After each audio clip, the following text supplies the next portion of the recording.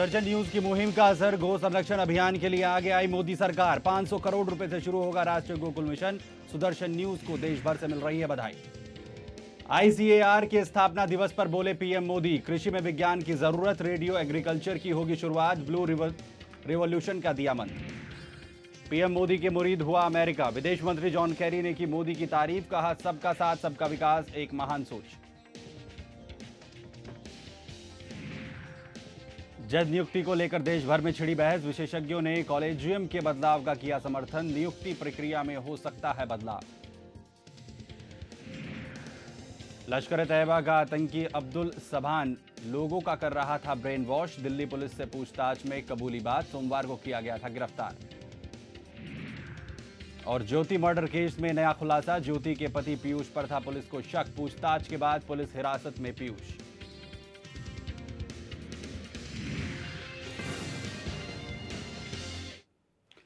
नमस्कार, इस खास पेशकश में आपका स्वागत है। आपके साथ मैं हूं सुमित चौधरी। कलयुग में गौ माता को जिस तरह से कत्ले आम किया जा रहा है वो देशवासियों के लिए बेहद शर्मनाक है। इसलिए लगातार गौ संरक्षण के लिए सुदर्शन न्यूज हर मुमकिन कोशिश करने में जुटा है। सुदर्शन न्यूज गौ माता का महत्व देशवासियों के लिए अच्छी तरह से जानता है। सुदर्शन न्यूज ने गौ संरक्षण के लिए मुहिम कई सालों से छेड़ी हुई है और इस मुहिम का असर देखते हुए गौ संरक्षण के लिए मोदी सरकार आगे आई है। आपको बता दें कि 500 करोड़ रुपए से गोकुल मिशन की शुरुआत की जा रही है। आपको बता दें कि नरेंद्र मोदी ने अपना वादा जो लोकसभा चुनाव में उन्होंने किया था गौ संरक्षण का, उसे पूरा करने की बात कहते हुए 500 करोड़ का एक बजट जो है वो अलॉट किया गया है। गोकुल नाम इस मिशन को यहां पर दिया गया है। आपको बता दें कि सुदर्शन न्यूज लगातार गौ संरक्षण के मुद्दे को लगातार उठाता रहा है। सुदर्शन न्यूज के प्रधान संपादक श्री सुरेश चौहान की अगुवाई में इस मिशन को लगातार आगे बढ़ाया जाता रहा है और सुदर्शन न्यूज पर आप लगातार एक विशेष कार्यक्रम रोज प्रातः 7:30 बजे गाय माता पर देखते हैं। लगातार जो फायदे हैं गाय माता के और गौ संरक्षण किस तरीके से किया जाए, इस मुहिम को 5 सालों से लगातार सुदर्शन न्यूज के प्रधान संपादक श्री सुरेश चौहान के लगातार इस मुद्दे को लेकर संघर्ष कर रहे हैं। पूरे देश में लगातार घूम घूम कर इस मुद्दे को सरकार के कानों तक पहुंचाने के लिए सुदर्शन न्यूज ने एक पहल अपनी लगातार जारी रखी है।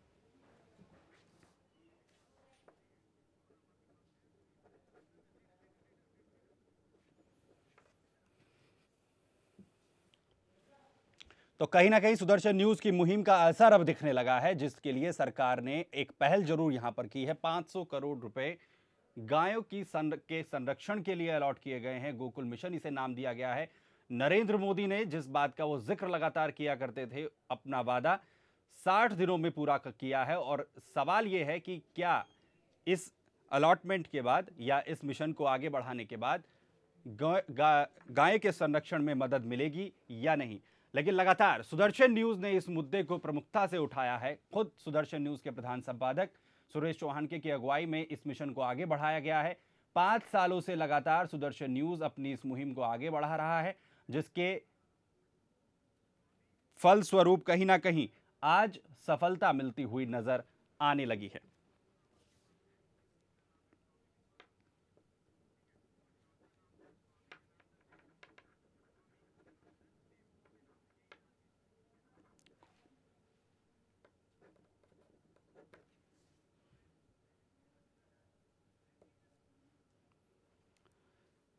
तो सुदर्शन न्यूज ने लगातार जिस मुहिम को प्रमुखता से उठाया है, जिस मुद्दे को लगातार उठाया है, उसका अब कहीं ना कहीं असर दिखना शुरू हुआ है। सुदर्शन न्यूज के चैनल पर लगातार प्रातः सुबह 7 बजे एक कार्यक्रम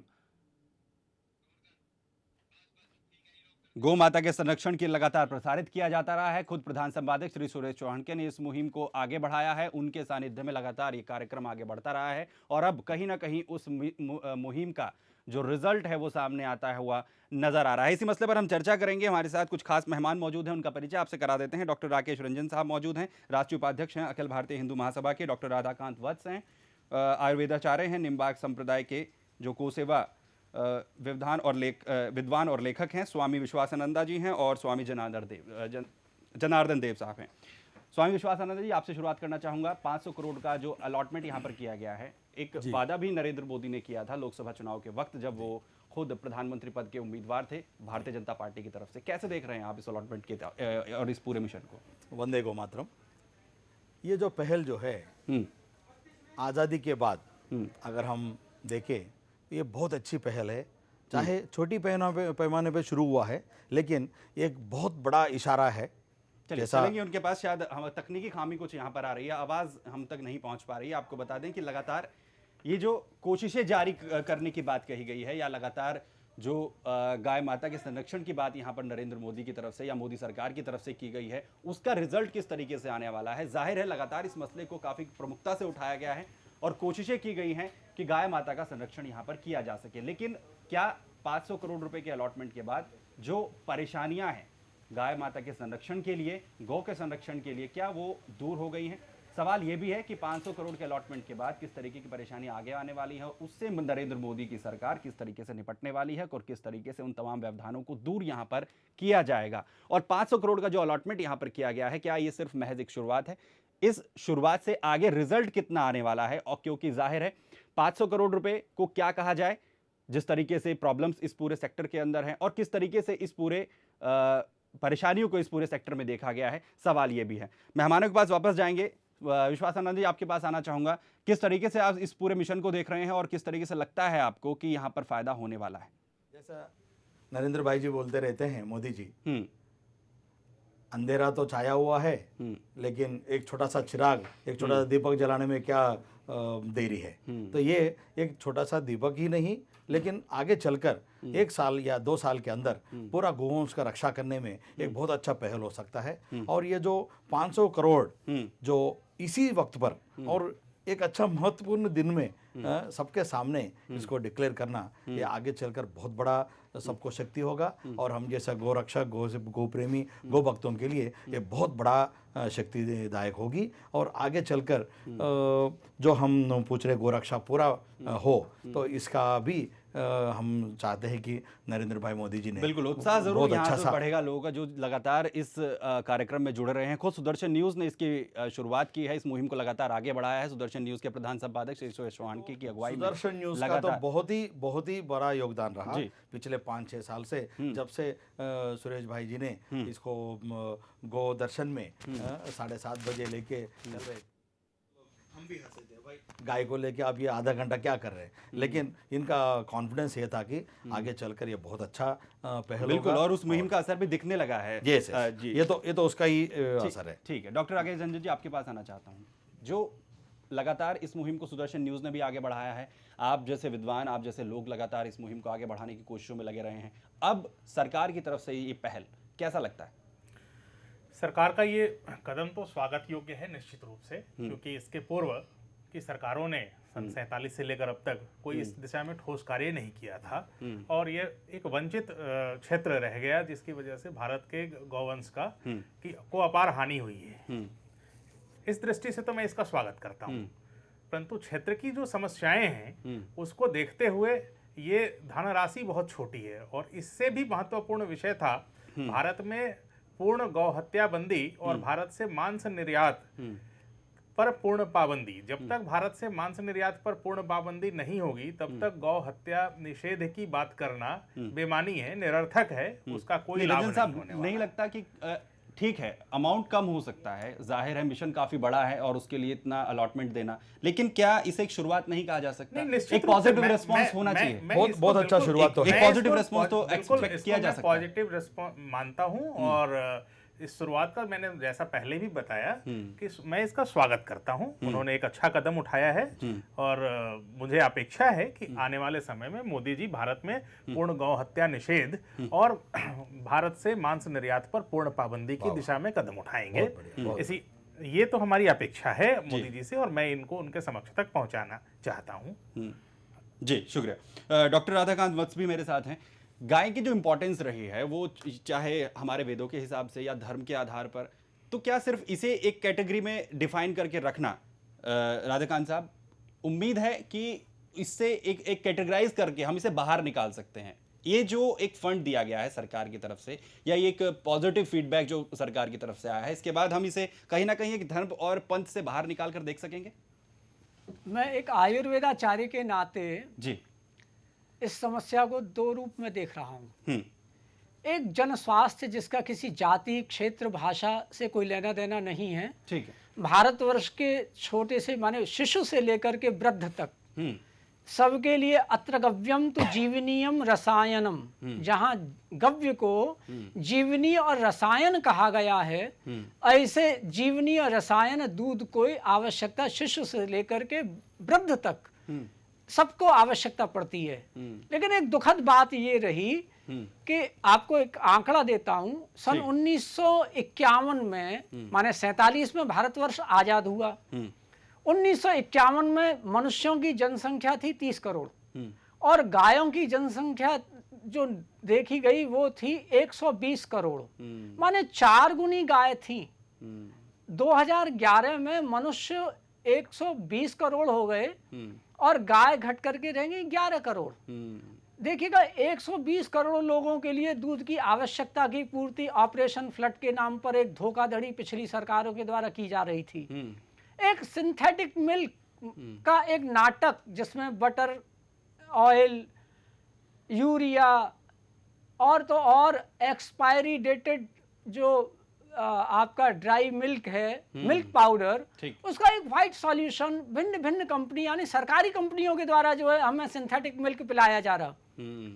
उस परिस्थिति में रोड रेज की घटनाएं, पारिवारिक क्लेश, शारीरिक बीमारियां, मनोरोग कितने बढ़ते चले जा रहे हैं। एक बात।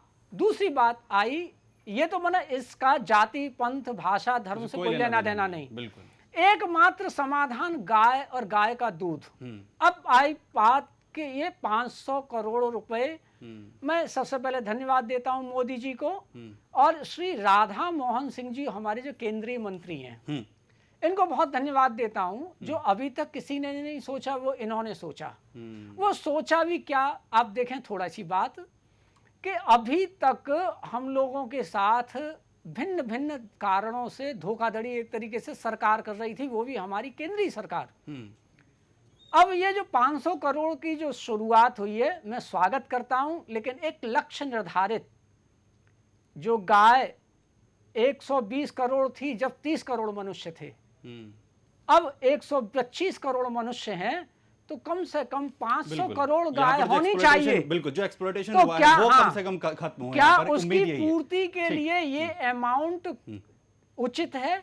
नहीं, तो मैं ये प्रार्थना करता हूं, मैं प्रार्थना करता हूं बिल्कुल नहीं कि इसको बढ़ाया जाए और इसके उपयोग की दिशाएं ये कहा जा निर्धारित की सकता है जाए। कि इसे बढ़ाया जाए, लेकिन उम्मीद यही है कि एक पॉजिटिव रिस्पांस के साथ इसकी शुरुआत हुई है। हाँ, बहुत अच्छा, मैं धन्यवाद देता ठीक हूं। है, जनार्दन स्वामी जनार्दन से हम बात कर लेते हैं। जी। स्वामी जी, ये जिस तरीके से यहाँ पर राधाकांत साहब बात कर रहे हैं, इन्होंने बताया कि किस तरीके से जो एक्सप्लॉयटेशन है या जो लगातार जो पॉपुलेशन है जो गाय की वो कम हुई है, कारण क्या रहे हैं? सरकार की जो इंटरेस्ट होना चाहिए था इन्हें बचाने के लिए वो रहा है या कुछ और कारण भी है? नहीं, इसमें कारण स्पष्ट है कि भारत सरकार की नीति प्रारंभ से ही गोवंश की हत्या करने की अर्थनीति रही और जब तक कि भारत सरकार की अर्थनीति गोवंश का संवर्धन, गोवंश की रक्षा और गो सेवा और गोवंश आधारित कृषि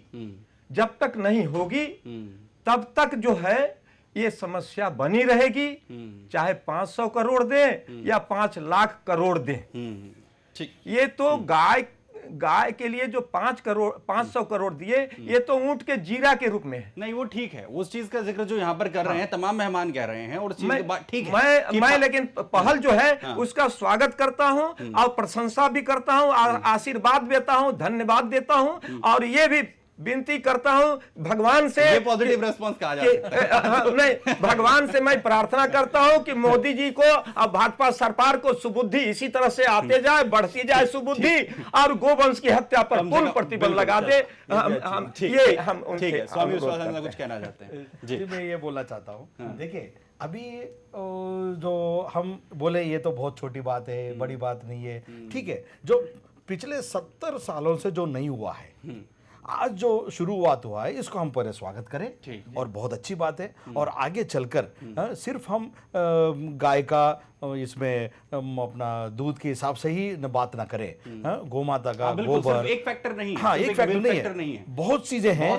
गोबर गोमूत्र हम इतने बातें करते हैं जिससे हमको जो आगे चलकर जो अभी इस समय आपका बजट में भी हमको मिला है 30% का जो खाद के ऊपर जो जिसमें अपना डिस्काउंट दिया जाता था, उसको सब्सिडी बोले जाते हैं, वो निकाल दिया गया।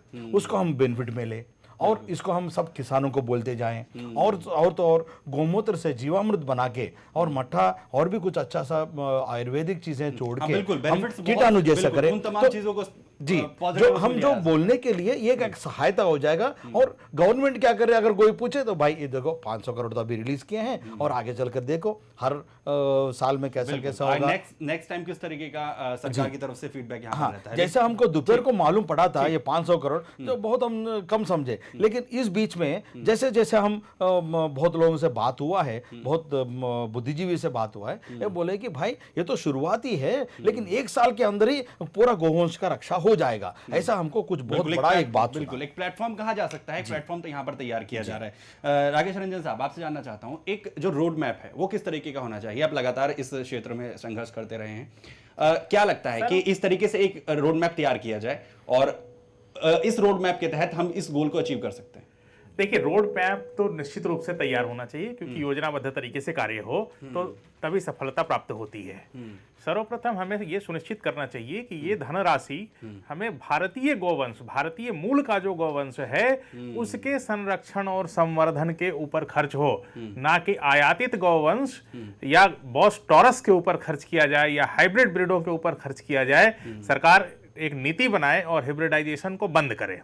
ये धनराशि भारतीय गोवंश के संवर्धन पर खर्च हो, इसको सतत बढ़ाया जाए, इस क्षेत्र में ट्रेनिंग की व्यवस्था हो, समुचित तकनीकी ज्ञान गौ पालकों तक, किसानों तक, जन जन तक पहुंचाया जाए और गौशालाओं को उसका आधुनिकीकरण हो, इस प्रकार की पूरी व्यवस्था की जाए। ये एक रोड मैप बने और उसके बाद अंतोगत्वा हमारी इच्छा है कि भारत में पूर्ण गौ हत्या निषेध लागू किया जाए। ठीक, डॉक्टर राधाकांत, जिस तरीके से यहाँ पर विश्वासानंदन जी ने कहा कि हम जो हैं सिर्फ दूध के सेक्टर की ही बात ना करें, सिर्फ या फिर व्हाइट रिवॉल्यूशन की ही बात ना करें, इसके अलावा भी हमें इतने फायदे हैं जिसे गिनवाया नहीं जा सकता है अगर हम गौ माता की रक्षा की बात करते हैं या उनसे होने वाले फायदे की बात करते हैं।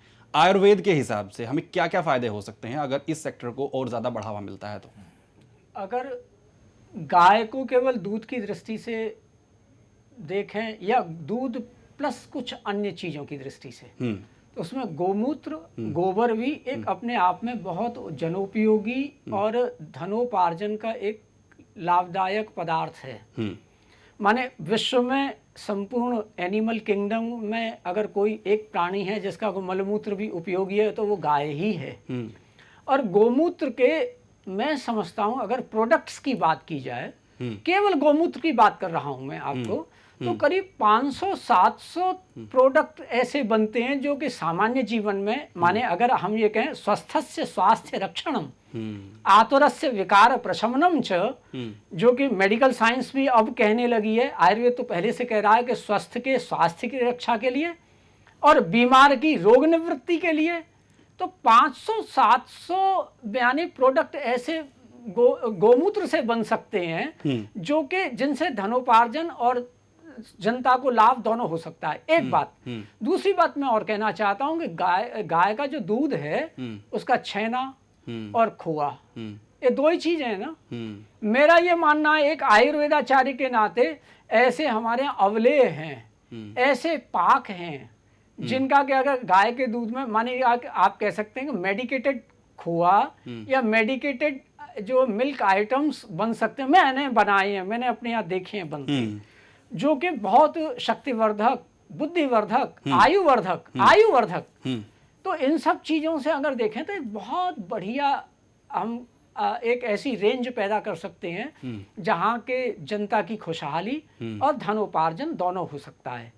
मैं एक और आपसे निवेदन करना चाहता हूँ, आपके पूछे बगैर जी, जैसे 500 करोड़ रुपए दिए, मैं एक गाइडलाइन कह लें, मार्गदर्शन कह लें, छोटा सा एक सलाह, बड़ी बड़ी गौशालाएं मैंने देखी दिल्ली में। एक नारा आप ही के यहाँ से मैंने दिया, दिल्ली बने गोकुल, आपने कई बार दिखाया, ये गोदर्शन में देखें। जी हाँ, दिल्ली बने गोकुल, और आपने खूब मुझे सहयोग किया। और मुझे खुशी है, श्री राधा मोहन जी को धन्यवाद देता हूं कि उन्होंने राष्ट्र को गोकुल बना दिया, क्योंकि मेरी औकात तो दिल्ली तक की थी, तो मैं दिल्ली तक सोच रहा था।